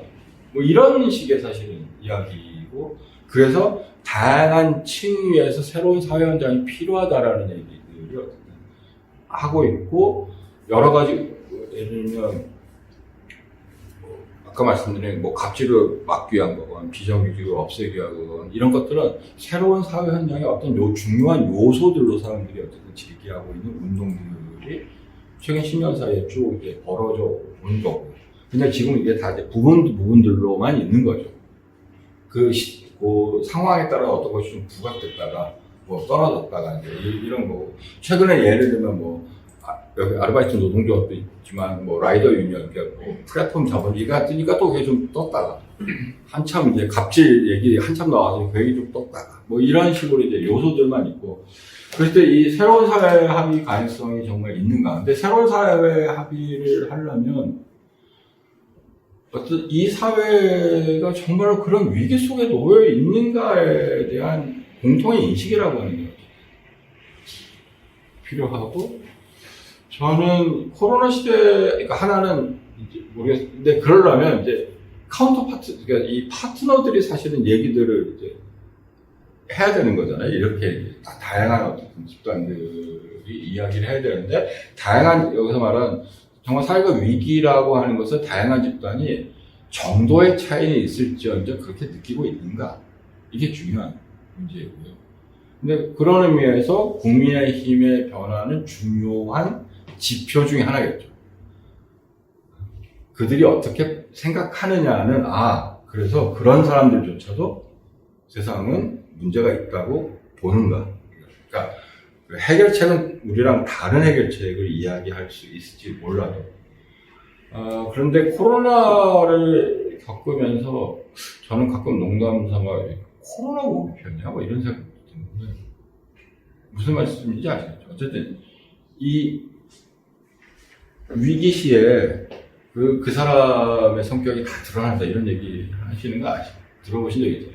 힘들 때 그 사람 성격이 좋을 때는 그 사람이 좋은 사람이 나쁜 사람이 잘 모르는데, 힘들 때 어려울 때 딱 드러난다 뭐 이런 식의 얘기인데, 한 사회도 사실 이제 마찬가지인 것 같아요. 우리가 이제 사회는 언제나 그냥 굴러간다고 생각하지만 사실은 그렇지 않았다는 건 과거에 뭐 역사 속에서 수많은 왕조와 국가들이 생겼다 망했다 한 걸 보면 알 수 있고, 이 위기 시에 이 사회가 가지고 있는 약점이, 그 문제점이 노골적인 방식으로 드러날 거고, 근데 문제는 보담이 있죠. 노골적인 방식으로 드러나도 그거를 문제라고 이제 볼 건지 아닐 건지, 돌아갈 수 있다는 희망을 버려라. 그러니까 이게 정상인가?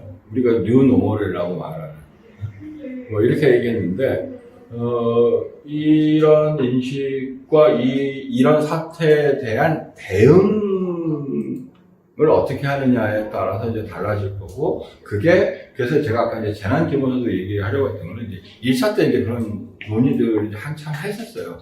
근데 그때는 예를 들면 재난기본소득 같은 방식이 필요했던 이유는 지금도 마찬가지인데 한국 사회는 선별할 수가 없어요. 그러니까 코로나가 아니더라도 선별을 하기가 너무 어려워요. 대표적인 게 뭐 핀란드, 스웨덴 같은 나라들이 소득을 쫙 파악해가지고 다 매년 발표하고 한다는 건 들어보신 적 있을 거예요.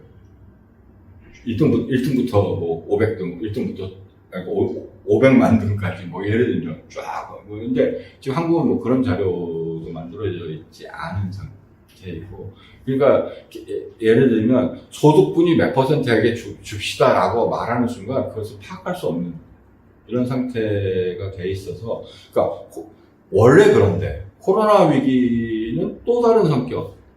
그런데 긍정적인 것은, 그래서 우리 모두가 어쨌든 하나의 정치 공동체 공동의 구성원이고 함께 어려움을 마치 이게 코로나가 코로나 위기에 대응하는 게 전쟁은 아니지만 공동체 내는 전쟁과 같은 효과를 주죠. 단합의 효과를 주는 거고, 그 속에서 공통성이라고 하는 것을 확인해가는 일련의 과정들을 겪는데, 예를 들 수 있는 게 뭐예요? 2차 세계대전을 영국에서는 인민의 전쟁이라고 불러요. 우리말로는 이제 국민이라고 번역할 수도 있고, 피플스 워라고 부르는데, 영국이 유명한 계급사회인 건 아시잖아요. 신문사회. 아직도 써가 있는 거죠. 여러분들이 알고 있는 유명한 영국 사람들은 다 귀족인 거 아시죠? 여왕이 귀족 자기를 뭐 노래 잘해도 귀족이고 뭐 다 이런 여전히 그게 중요한 타이틀인 사회인데, 2차 세계대전 때 런던 공습을 당하면서 그 아이들부터 런던에서 뺐어요. 소개시켜가지고 따로 마치 우리 그 한국전쟁 때 부산 피난 가서 이 대학 저 대학이 합쳐서 막 그 수업하고 하듯이 학과를 모으니까 그때 처음으로 귀족의 아들하고 노동자 계급의 아들이 처음으로 교실에서 만났다는 거예요. 왜냐면 그 전까지는 서로 얼굴을 보고 살지 않아도 돼요. 사는 곳, 학교, 다니는 곳이 다 다르고, 노동력이 다 다르고, 부수와는 다 이렇게 살았는데, 전쟁통에 할 수 없이 만나서 한 교실에서 공부를 처음으로 이제, 그래서, 쟤도 우리 국민이구나. 예를 들면, 이런 경험을 이제 처음 했다고 하는데, 전쟁의 효과 중에 하나가 그런 거예요. 이 전쟁의 성적병을 이제 그런 거고, 코로나는 그 전쟁보다 더 심하죠. 코로나야말로 전후방이 없는, 도대체 어떻게 될지 모르는 상황이고, 그런 의미에서 이 정치 공동체 구성원의 공통성들을 확인한다는 점에서는 긍정적인 어떤 측면들이 있고, 그런데 이 긍정적인 측면은 도대체 어느 방향으로, 근데 아까 말씀드린 것처럼 한국 사회가 경험하고 있는 새로운 신문제, 새로운 혐오와 차별, 이것을 어떻게 억제할 수 있는가. 예를 들면 8.15 집회에서 교회 이 부분이라든지 아니면 그 앞에 대구 신천지 같은 경우 분명히 그들이 잘못한 부분이 있는데, 이것을 특정 집단의 어떤 것을 이렇게 몰아가는 순간, 그 다음에는 또 다른 집단이 나오면 또 다른 집단을 혐오하고 차별할 수 있고, 또 이런 어쨌든 양상들로 분열이 될 거고, 그 분열은 정치가들이 이용하겠죠. 자신의 이익을 위해서, 정치적. 그래서 어쨌든 한편으로 그걸 막고, 한편으로 이 기회의 확인이나 어떤 공통성. 그런 의미에서 재난 기본소득은 전혀 아니에요. 왜냐하면 긴급한 상황에 필요성이 준 거니까.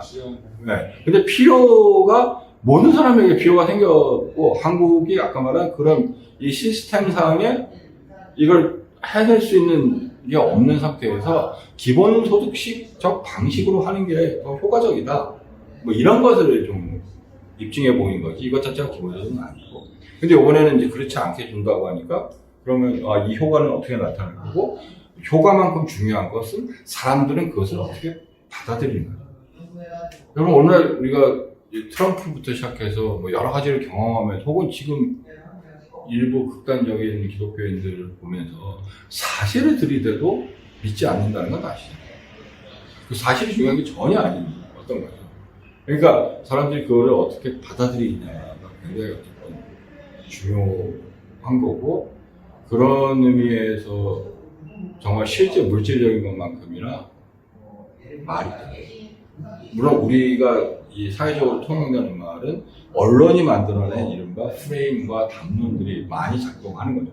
여기 계신 분들은 그것을 나름대로 비판적으로 읽을지 모르지만 그렇게 쫙 돌아가고 있는 거잖아요. 물론 대표적으로 우리가 말하는 게 세금 폭탄이잖아요.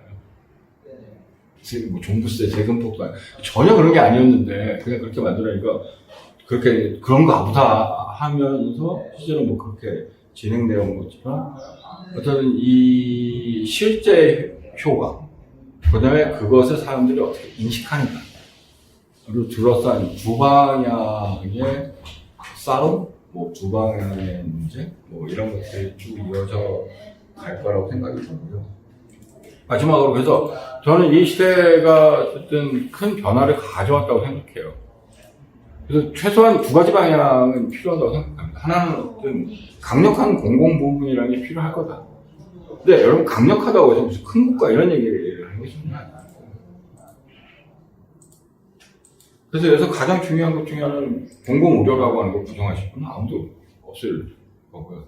그런데 현 정부가 엄하게 이상한 싸움을 잘못 걸어가지고, 그러니까 공공의료에다 포괄적 계획 속에서 이것이 이야기됐어야 되는데 그냥 의사를 좀 혹은 지역 뭐 이렇게 한정한 것이 문제인데 어쨌든 이 부분이 문제가 됐고, 그 다음에 이 속에서 정말 개인의 새로운 행위 방식, 여러분들 뭐 느끼실 거예요. 도대체 마스크 쓰는 게 뭐냐라는 아주 부터 시작해서 사람과 어떻게 만나고 어떻게 거리를 두고 해야 되는 거에 관한 여러 가지 변화들을 겪을 수밖에 없을 것 같아요. 이건 뭐 원하고 원하지 않고.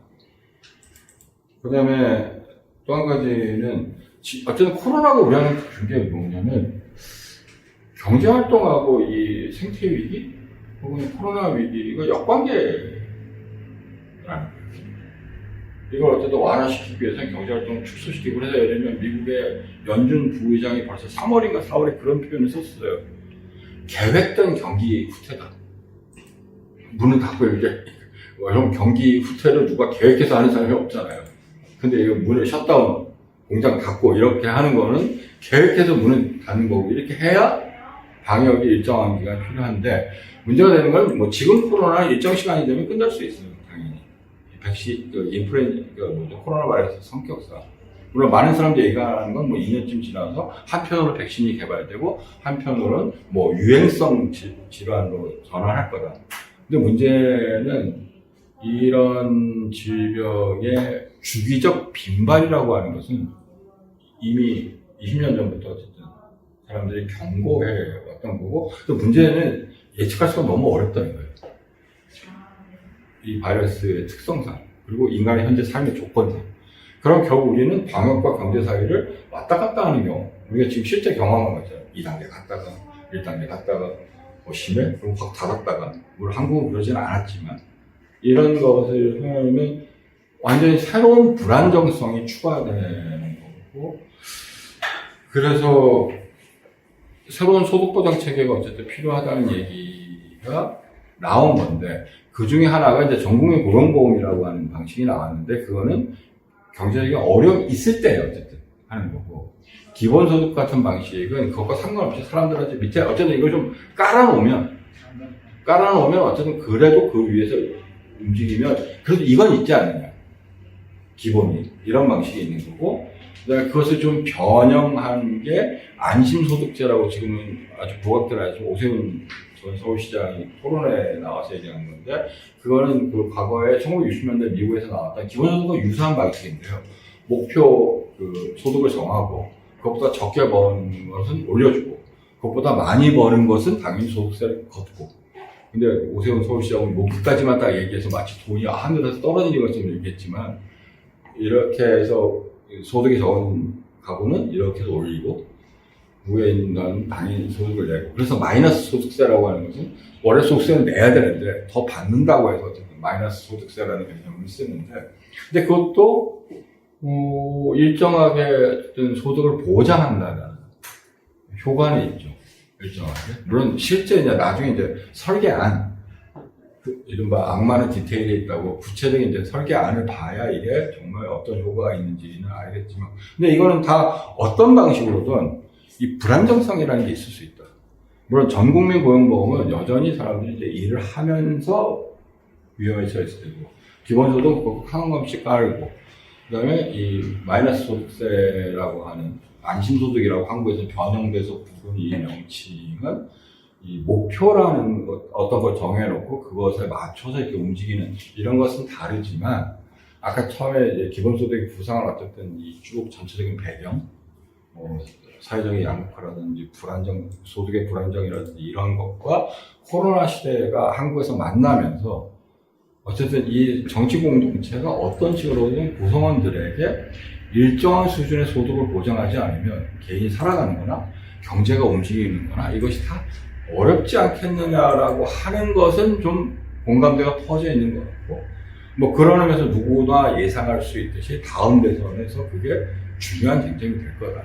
마치 그 이전까지의 예를 들면 2007년 제 기억에 뭐 이명박 대통령이 될 때는 누가 경제를 잘 운영하느냐 뭐 이런 식의 싸움이었던 것 같고, 2012년 박근혜 대통령이 문재인 대통령 붙었을 때는 좀 더 포괄적인 복지 정책, 그리고 복지하고 그다음에 뭐 근데 복지와 성장을 병렬로 놓는 사람이 있었고, 그러니까 창조 경제하고 어쨌든 노인 기초연금 그 당시에 지금 현 대통령 같은 경우에는 포용적 성장 이런 식으로 이제 묶어서 얘기하듯이 약간의 프레임의 차이만 있을 뿐이지 그런 것들이 됐는데, 지금은 새로운 소득보장 체계가 어쨌든 될 거고, 또 한편으로는 이제 공공성이라고 하는 것을 어떻게 강화할 것인가가 문제가 될 거라고 생각합니다. 예를 들면 이렇게 생각해 보실 수 있잖아요. 한국이나 미국에서는 학생들이 대학교 지금 온라인 수업하니까 수업의 질이 부실하니까 등록금을 반환해야 된다 이런 얘기를 하잖아요. 근데 유럽 대학에서는 그런 얘기를 안 하거든요. 안 하는 이유가 있죠. 등록금을 안 내니까. 물론 서비스 질이 좋게 해라는 요구할 수 있죠. 근데 문제는 대학도 문제죠. 등록금을 돌려주는 순간 대학 운영을 또 어떻게 하냐? 그럼 이게 꼬리에 꼬리를 물고 가는 이 경제 순환에 문제가 생기는 거고, 그래서 만약 우리가 그런 식의 논리가 아닌 공공성이라는 방식으로 돌아갈 수 있는 거면 이럴 때 우리가 훨씬 더 자유롭게 선택을 할 수 있잖아요. 이게 위기가 왔고 코로나가 왔으니 좀 여기는 좀 닫읍시다 해도 별 문제가 없죠. 왜냐면 공공기관, 박물관, 미술관 닫아도 보는 사람이 못 볼 뿐이지, 거기서 일하는 사람이 정규직 공무원인 경우에는 월급을 받고 살고 수 있으면 별 문제가 없는 거잖아요. 그리고 그 박물관이 어디도 돈 줄 게 아니면. 그래서 일정한 어쨌든 저는 공공성의 강화가 기본소득하고 사회 전체적으로 보면 기본소득하고 비슷하다는 느낌이 드는 게, 일정하게 어쨌든 이 쿠션 작용을 하고 있어서 그것에 의해서 전체가 막 어그러지는, 제가 좀 전에 말씀드린 건, 그러니까 사립대학이 있는 경우에는 이게 이렇게 돌고, 만약 사립대학이 등록금을 반환했다 만약, 그럼 사립대학도 직원 월급을 줘야 되는데, 그럼 직원 월급을 예를 들어 적게 줬다, 그럼 그 직원은 또 대출금 갚아야 되는데, 이게 쭉 이른바 우리가 알고 있는 경제 순환의 고리들이 다 끊어지는 거고, 공공성은 최소한 어쨌든 공공 부분, 필요한 부분을 확대함으로써 사회 전체적으로 경제적으로 어렵거나 이런 위기가 있을 때 완충작용을 할 수 있다. 그러면서 저는 공공성의 강화라는 부분과 기본소득이라는 아이디어는 별로 이렇게 효과면에서 다르지 않다. 어쨌든 우리한테 제일 지금 중요한 것은 안전과 안정성을 어떻게 확보할 것인가. 그리고 안전과 안정성을 확보하면 저는 사람들의 정신 상태도 훨씬 좋아질 거라는 추측을 해봅니다. 그리고 우리가 일상에서 말하는 거잖아요. 너무 사람들 별일 아닌 것 같고 사람들이 그러니까 남들이 보기에 별일 아닌, 도대체 왜 저렇게 화를 내지? 이런 거는 그에게는 절박하다고 생각하는 건데, 근데 그게 남들이 보기에는 아닌 거는 뭔가 쉽게 해결될 수 있는 문제인데, 근데 그 키워드는 안정과 안정성이라고 하는 거고. 그 다음에 기본소득과에서 마지막으로 말씀드릴 거는, 어쨌든 우리가 코로나 위기라고 하는 것을 그냥 떨어져 있는 것이 아니라 기후위기와 생태위기 속에 있다면, 뭔가 인간의 어쨌든 삶의 양식, 최종적으로 우리는 뭐 지금은 이제 소비 정도 많이 생각하잖아요. 쓰레기 분리수거도 하고 종이컵 안 쓰고 예를 들면 소비 쪽에서만 얘기하는데 전반적인 어쨌든 일과 삶의 변들 이런 것까지를 좀 염두에 두고 거기서 기본소득 지지하는 사람들은 기본소득에 그런 효과가 있을 거라고 이제 얘기를 하는 건데 저는 이게 꼭 기본소득이 아니어도 사실은 상관이 없는데 이게 어떤 이런 변화들을 찾아내야 되지 않을까. 그러려면 인간이 개인들의 삶이 어쨌든 아까 말씀드린 물질적 생산과는 좀 벗어나서 뭔가를 할 수 있는 어떤 것? 그랬을 때 기본소득은 최소한 고용노동과 소득을 좀 끊어줌으로써 이 부분에서의 좀 다른 생각들이 그러니까 뭐 이게 생태적인 거건 자율적인 거건 아니면 새로운 사회성을 형성하는 거건 뭐 이런 종류의 의미가 있는 거고 저는 한국 사회가 사실은 개인적으로는 이렇게 희망이 별로 없다 이런 느낌도 어떨 때는 막 들어요. 이 사회 이번에 의사파업부터 시작해서 그 전에 여러 가지 이게 행태들 보면 근데 또 한편으로 아까 말씀드린 것처럼 한국에서 이 민주화라고 하는 이 커다란 어쨌든 흐름과 열망이 한편에 있고 뭔가 열망이라는 게 있고 그다음에 이 코로나 사태 속에서 사람들의 생각이 변한 물론 우리가 언론을 보는 게 전부는 당연히 아니겠지만 그래서 아까 우리가 모두 생각하고 있는 새로운 사회 협약 뭐 새로운 사회 헌장 그래서 그런 것들을 만들어낼 수 있을 거고 그런 것들 중에 하나가 제가 오늘 말씀드린 것은 공공의료를 비롯한 공공성의 강화라고 말하는 물론 공공의 의료만 들어가는 게 아니라 교육 들어가야겠죠. 뭐 이런 부분과 그 다음에 최소한의 어쨌든 소득의 보장을 통해서 사람들이 불안하지 않게 하는 그런 노력이 어쨌든 필요하지 않겠는가라고 생각합니다. 예, 제 말씀은 여기까지 일단 마치도록 하겠습니다. 고맙습니다.